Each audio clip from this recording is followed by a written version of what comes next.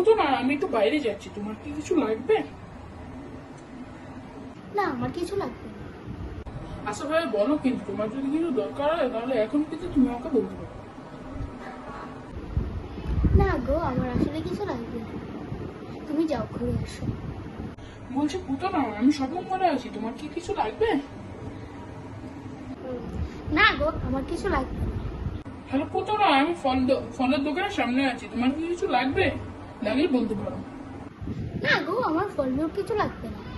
ঠিক তো? আরে হ্যাঁ, আমার কিছু লাগবে না, শুধু তুমি আসলেই হবে। আচ্ছা ঠিক আছে, তাহলে রাখছি।